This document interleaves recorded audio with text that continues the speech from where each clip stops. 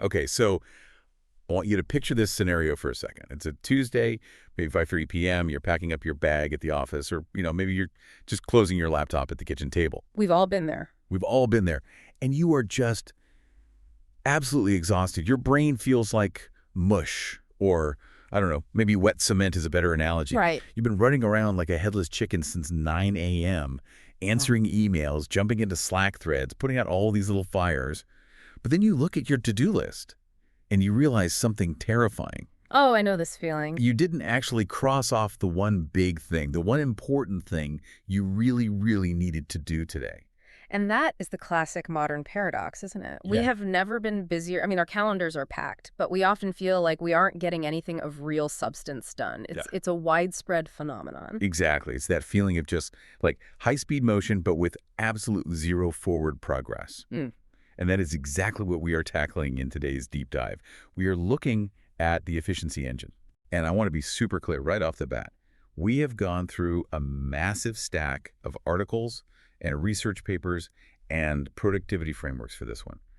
This isn't going to be a lecture on how to work harder. We are not going to tell you to wake up at 4 a.m. and, I don't know, take cold showers. No, not at all. In fact, if there's one single theme that emerged from all the sources, from the detailed breakdowns by productivity experts to the psychological studies, it's that working harder is almost always the wrong answer. Okay, so what's the right answer? It's about moving from being a firefighter, someone who is constantly reacting to crises, to being more of a strategic executive of your own life and your own time. I love that distinction. Yeah. Firefighting versus strategic execution. That really frames the problem perfectly. Yeah. So before we get into the nitty-gritty hacks, and we have some really good ones, by the way, we need to define what we're actually talking about. Right. What is efficiency in this context? Because to me, the word efficiency usually sounds like a machine. It sounds like a factory production line, where the only goal is just speed. That's a super common misconception, and actually one of our sources made a really crucial point here. Personal efficiency is what they called a personal construct. A personal construct, what does that mean? It means it's not a one-size-fits-all manufacturing process where you're just trying to squeeze every last ounce of juice out of the lemon, It's not about robotically filling every single second of the day with some kind of activity. So it's not just about doing more stuff, but faster. No, not at all. True efficiency, according to pretty much all the research, is about aligning your actions with your values and your goals. It's about doing the right things, not just doing more things. Okay, that makes sense. There's a great analogy that kept popping up in the literature. Imagine you are efficiently climbing a ladder. You've got perfect technique, you're going fast, but the ladder is leaning against the wrong wall. Are you actually being efficient? Or are you just busy? You're just getting to the wrong place faster. Efficiently climbing a ladder, leaning against the wrong wall. Wow. That is going to stick with me. It's kind of a terrifying image, honestly. You get all the way to the top and you realize you're on the wrong roof. Exactly. Okay, so we have a lot to get through. We've structured this deep dive into 4 main pillars based on all the material. First, we're going to look at strategic planning, which is, I guess, how to figure out which wall to put the ladder on in the first place. Then we'll move into tactical execution. So when you actually sit down to work, how do you focus and, climb that ladder effectively? Okay. After that, we'll look at the human hardware, managing your biology, your energy, your environment, because, well, you're not a computer, you're an organism. Right. And finally, continuous evolution, the systems you need to build to keep this whole thing going long term, so you don't just burn out after a week of trying too hard. Sounds like a plan. Let's dive into Pillar 1, strategic planning and prioritization. The sources brought up something really interesting about the psychology of choice. Why is it so hard for us to just prioritize? Why do we always gravitate toward answering a bunch of emails instead of, writing that one big report? It comes down to the way our brains are wired, specifically a preference for immediate closure. It's often called completion bias. Completion bias, okay. Answering an email, it feels like a win. It's a quick, small hit of dopamine. You see that little unread count go down by 1, and your brain gives you a tiny chemical reward for it. Ah. Writing a big strategic plan, on the other hand, That's vague, it's difficult, and you don't get that reward until much, much later. So it's basically the productivity version of eating a donut instead of making a salad. Yeah. The donut is instant gratification. That's a perfect analogy, exactly. We default to busy work because it feels easier and more rewarding in the short term than deep work. So we need tools to sort of force us out of that default mode. And the biggest one that kept popping up in the research was the Eisenhower Matrix. The Eisenhower Matrix, yeah, I mean, pretty much every source mentioned it in some form. Right. This is the gold standard for a reason. I think a lot of people have heard of it, but maybe they don't use it correctly. Yeah. So for anyone listening, imagine a box and you divide it into 4 quadrants. On one axis, you have urgency, and on the other axis, you have importance. And it creates this amazing sorting mechanism for your life, for all your tasks. Let's walk through them because the nuance here really matters. So quadrant 1 is urgent and important. Okay, urgent and important. Give us an example of that. These are the fires, the true crises. The deadline is today at 5 p.m.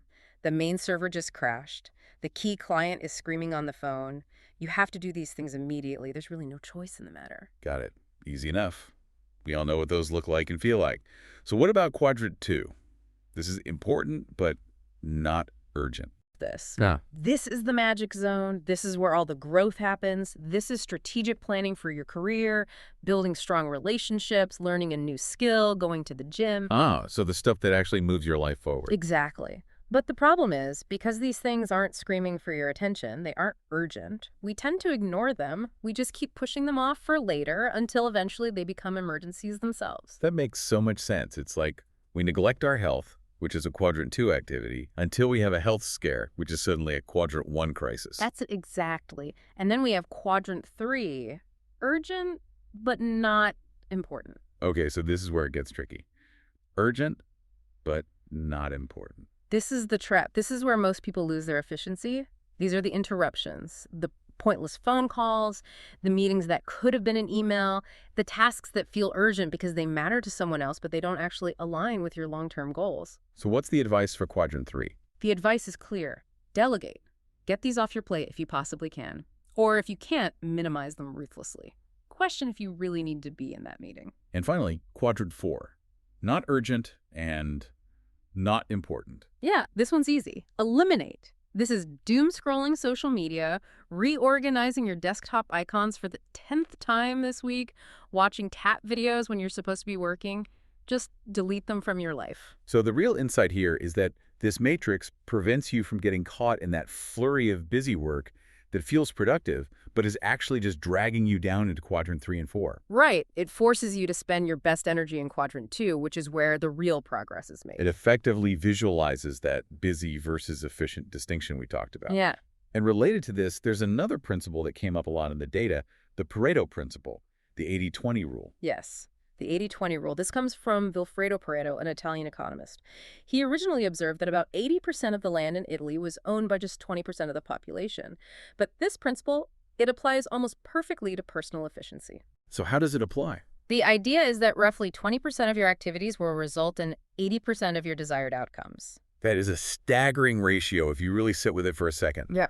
It basically means that most of what we do every day is just filler. Well, filler might be a little harsh, but you could call it support work. It implies that a huge chunk of what we do, 80% of our effort, is only generated in about 20% of our results. Wow. One of the sources used the phrase ruthless prioritization, and that's really what's required here.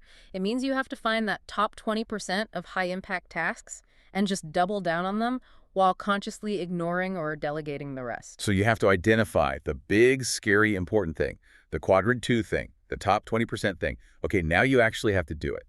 And I think that brings us to the concept of eating the frog. I love this term. It's so visceral. It comes from a famous Mark Twain quote, and the idea is essentially, if your job is to eat a live frog, it's best to do it first thing in the morning. And what if your job is to eat 2 frogs? Then you eat the biggest one first. It's a gross image, but it's very effective. Yeah. Why the morning, specifically? Why is that part so important? The psychological mechanism here is really sound. Most people have their peak willpower and mental energy in the morning. So if you tackle your most challenging, most important task, the frog, first thing, you capitalize on that fresh energy. That makes sense. And on top of that, you get this massive psychological win for the rest of the day. You're not carrying the dread of that horrible task around with you all day long, letting it drain your energy. Right, as opposed to checking email first thing, getting sucked into everyone else's problems, and then trying to eat that frog at 4 p.m. when you're totally exhausted and just want to go home. Exactly. You're trying to do the heavy lifting when your muscles are already tired. It's a recipe for procrastination. And often, the reason that frog looks so big and scary is just because it's vague. How do you mean? A task like write the quarterly report is terrifying. It's huge. That leads to procrastination, and this is where SMART goals come into play. Right, the acronym, SMART. That's specific, measurable, achievable, relevant, and time-bound. Exactly. The sources really emphasize that vague goals are the enemy of productivity. You have to break that big, scary project down into small, actionable, non-scary steps. So write the report becomes what? It becomes draft the introduction section by 10 a.m. Yeah. Or gather the sales data for figure 1. That's specific. That's achievable. That creates momentum. You're not trying to climb Mount Everest all at once. You're just walking to base camp. I like that. Okay, so we know what we need to do. We've identified our frog. We've broken it down into tiny, manageable tadpoles. Now we can move to segment 2, the execution. How do we manage our time to actually get it done? This is a big one.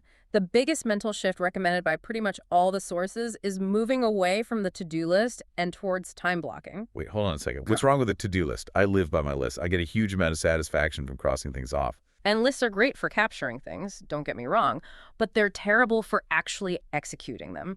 The problem with a simple list is that it doesn't account for time or effort.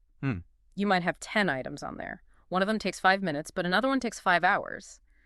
A list treats them as if they're equal lines of text. Time blocking means giving every single task a specific home on your calendar. So you're not just listing it, you're physically putting it in the schedule. Like from 9 to 11 a.m. is deep work on Project X, then 11 to 11:30 is handle emails. Precisely. Yeah. This does 2 incredibly powerful things. First, it forces you to be realistic about how long things actually take. You can't fit 30 hours of wishful thinking work into an 8-hour day if you actually have to slot it into the calendar. That's true. And second, it dramatically reduces decision fatigue. You don't have to constantly ask yourself, okay, what should I do next? The calendar already decided for you. Your only job is to execute.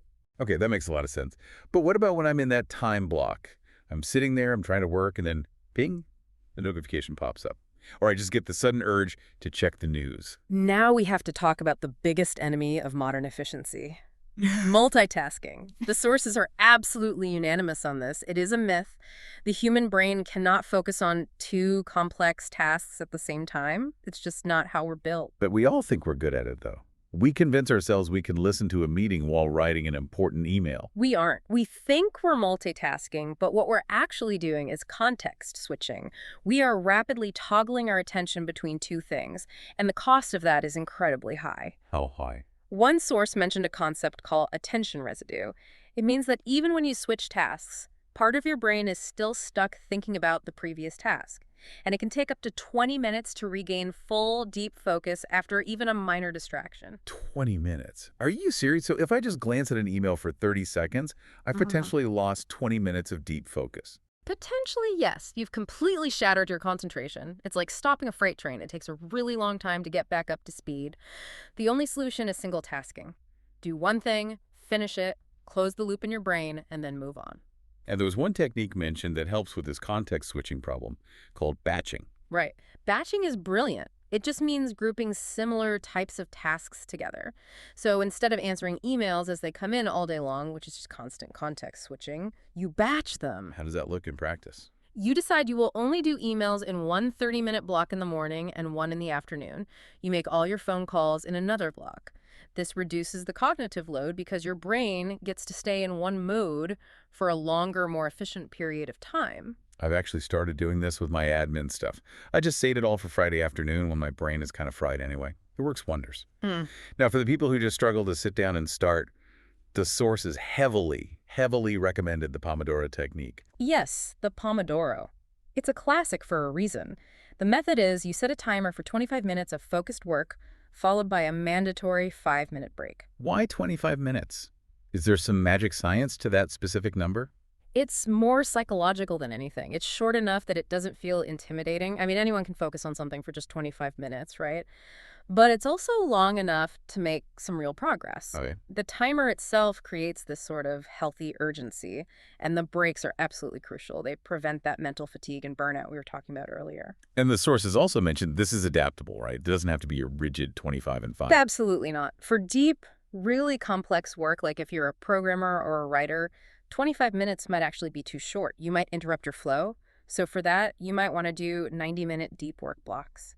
The key principle isn't the number of minutes, it's the structure of it. Focused work plus an intentional break. Before we leave this section on execution, there was one little hack I absolutely loved, the 2-minute rule. Ah, yes, this comes from the getting things done methodology. It's so simple, but so effective. If a task pops into your head and you know it will take less than 2 minutes to complete, just do it immediately. So don't schedule it. Don't even put it on the list. Nope. Because the mental energy and the time it would take you to write it down, schedule it, prioritize it, and then remember to come back to it, all of that is greater than the time it takes to just do the thing. Makes sense. It keeps your mental and physical backlog clear. It keeps your brains RAM-free from all that useless clutter. Okay, so this is all great. We're moving on to segment 3. We've got our plan, we've identified the frog, we've got our time blocks. But here is the reality check. You can have the perfect schedule, the best apps, the smartest goals. But if you are physically and mentally exhausted, none of it matters. This is the critical shift from time management to energy management. You're a biological organism. You're not a hard drive. You have very real limits. Let's start with the absolute foundation. Sleep. I feel like we all know we need it, but we so often treat it like a luxury we can trade for more work time. You really can't overstate this. The sources were unanimous. Even mild sleep deprivation drastically reduces your cognitive performance. It impairs your decision-making, your creativity, your focus, and your emotional regulation. If you are cutting sleep to get more done, you are actively sabotaging your own efficiency for the next day. It's like trying to drive a race car with flat tires. You're just pushing the engine harder and harder, but you aren't going anywhere fast. And the stakes are really high here. There was a stat I saw that was pretty alarming regarding burnout. Yes, I saw that one. Employees experiencing burnout are 63% more likely to take sick days and twice as likely to be actively looking for a new job. Burnout isn't just feeling tired, it's a systemic collapse of your entire efficiency engine, and it takes a very long time to recover from true burnout. So how do we prevent that? Aside from getting more sleep, the sources talk a lot about rhythm. They're talking about circadian rhythms. We all have these natural peaks and troughs in our energy throughout the day. For most people, the morning is a peak, and mid-afternoon is a slump, that classic post-lunch crash. The 3 p.m. wall. Exactly. The efficiency engine approach means you map your work to your biology. You do your hard, creative, frog-eating work when you're in a high-energy state. And you save the mindless stuff, like your expense reports and admin tasks, for when you're in that low-energy slump. So you're not fighting your own body. Don't try to swim upstream. If your brain is dead at 3 p.m., don't try to write your magnum opus. Right. And part of managing that energy is taking breaks. Now let's talk about breaks, because I think a lot of us feel really guilty taking them, like it's time off or we're just slacking. We need to reframe that completely. Breaks are not time off, they are maintenance. If you run a car's engine at the red line for 8 hours straight, it's going to blow up. Your brain is no different. So what does a good break look like? The sources suggest stepping away from the screen completely. Get up, stretch, take a short walk, maybe meditate for 5 minutes. Even just looking out a window for a few minutes can help reset your attention span. And speaking of screens, let's talk about our environment. The visual noise, the digital noise, it all adds up, doesn't it? It really does. One of the sources brought up a fascinating term, the low information diet. I like that one. It sounds like one of those fad diets, but for your brain. In a way, it is. We are hyper-connected. We are just drowning in data and notifications all day long.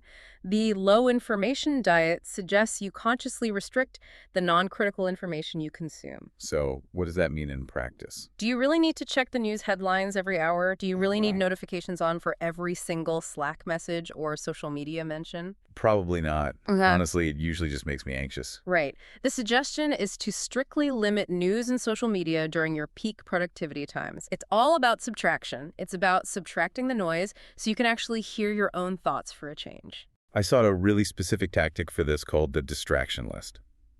I've actually tried this, and it's genius in its simplicity. It's so effective, isn't it? You're in the zone, you're working, and suddenly your brain just says, oh, I need to buy milk, or I wonder who won the game last night. Right. And instead of immediately picking up your phone to check, which we know triggers that 20-minute distraction penalty, Yeah. you just write, buy milk on a little notepad next to you. You acknowledge the thought, you offload it from your brain, and you go right back to work. It stops you from going down that rabbit hole. Because if I pick up my phone to check the milk situation, suddenly I'm on Instagram for 15 minutes and my focus is gone. Exactly. It's a simple little guardrail for your focus. And another huge environmental factor is email. One source suggested checking email only 2 or 3 times a day at scheduled times. That sounds absolutely terrifying to some people. They think the whole world will burn down if they don't reply within 5 minutes. It feels that way at first, but unless you're in a role that strictly requires an immediate response, like, emergency services or live customer support, you probably don't need to be living in your inbox all day. Why not? Because constant email checking puts you in reactive mode by default. You are letting other people and their priorities dictate your entire day. Okay, this is all making a lot of sense. We have the strategy, the execution tactics, and the biological engine. Now for the final piece, segment 4, the system. How do we keep this whole thing from falling apart after a week? Right. Because we've all been there. We get super organized for 3 days. We buy the fancy new planner, and then chaos just returns. You're right. Willpower is not enough. We need a system of review and adaptation. You can't just set it and forget it. And the weekly review is a cornerstone habit that was mentioned by multiple sources. Walk us through that. What does a weekly review actually look like in practice? Is it complicated? Not at all. It's usually done on a Friday afternoon or maybe a Sunday night. You just take 20, maybe 30 minutes to look back at the week that just passed. You ask yourself, what did I actually get done? What didn't I get done? What worked well? What distracted me? And then you use those answers to map out the week ahead. So you're actively course correcting. You aren't just blindly hoping that next week will somehow be better. Exactly. Efficiency is a dynamic process, not a static goal. Maybe you realize that scheduling important meetings at 9 a.m. totally kills your productivity because that's your best deep thinking time. Okay, so for next week, you block 9 a.m. for deep work. You only learn these things about yourself if you actually stop and review. Another tool for the system that was mentioned is visualizing the work. The sources called it a personal Kanban. Yeah, this comes from Japanese manufacturing, specifically from Toyota. The concept is incredibly simple. You just have 3 columns: to do, in progress, and done. You write your tasks on sticky notes. They can be real or digital, and you physically move them from left to right as you work on them. Why does that help? Is it just about the satisfaction of moving the sticky notes? That's part of it. It makes the work tangible. Seeing a sticky note move into the done column gives you a very real visual sense of accomplishment. But more importantly, it helps you manage your capacity. How so? If you look at your board and you see 10 sticky notes in the in progress column, you immediately see why you feel so stressed and overwhelmed. You're trying to do too much at once. It forces you to limit your work in progress to a manageable number. Which leads us to what might be the hardest efficiency hack of all, the power of no. It's so hard, but it's so critical. This connects directly back to prioritization. If you are going to prioritize the important things, you must decline the unimportant ones. The sources all emphasize the need to set and protect your boundaries. But saying no is hard, isn't it? We want to be helpful. We don't want to let our colleagues down.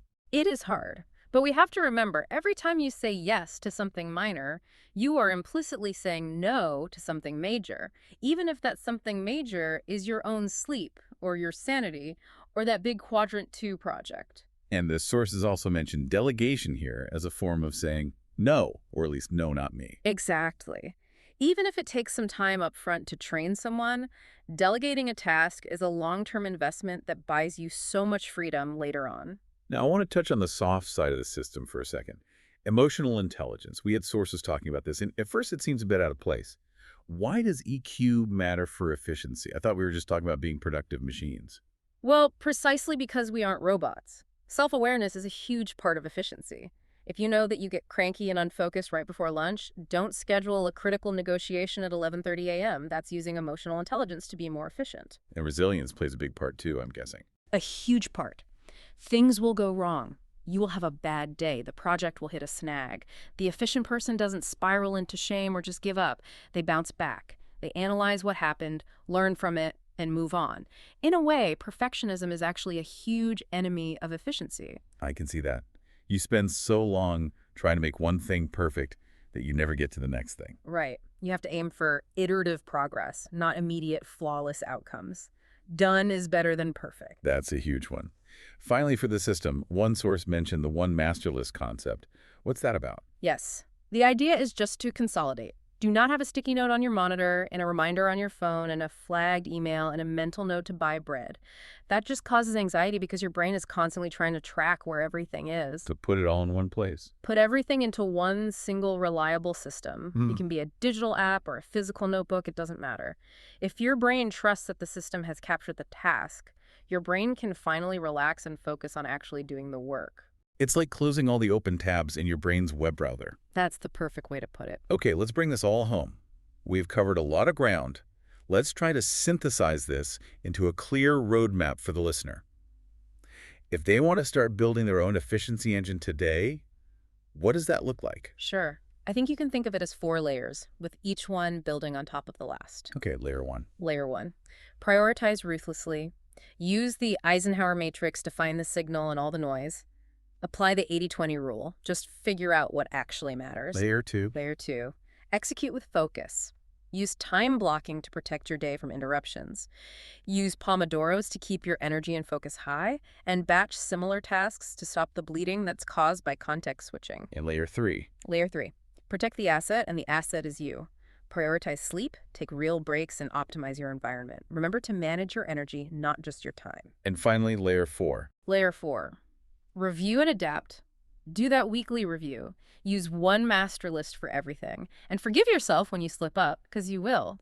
Just adjust the system and keep going. That is a really powerful framework, and I think the key takeaway here, which really stood out to me in the notes, is that you don't have to do all of this starting tomorrow morning at 9 a.m. Oh, please don't. That's just a recipe for failure and feeling overwhelmed. You can't overhaul your entire life overnight. Just pick one thing. Just one. Yeah, start small. Maybe just start with eating the frog for 1 week.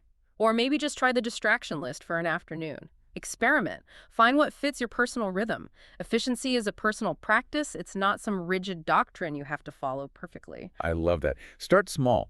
Now, before we go, I want to leave everyone with a provocative thought that really came out of that low-information diet concept. We live in a world that is obsessed with adding things. Oh, yeah. New apps, new tools, new habits, more information, more data. It's the more is better fallacy, right? We think the solution to being overwhelmed is to add another tool to manage the overwhelm. It's a vicious cycle. Right. But what if the ultimate productivity hack isn't addition at all? What if it's actually subtraction? What if you don't need a new app? What if you just need to delete 3 old ones you never use? It raises a great question for anyone listening. What is one thing, just one single thing that you are currently doing that you could simply stop doing today that would immediately make you more efficient? Something to think about. Maybe it's that morning news scroll on your phone. Maybe it's that weekly meeting that never has an agenda. Whatever it is, find your subtraction. That's it for this deep dive into the efficiency engine. Go eat that frog. And please get some sleep. We'll see you next time.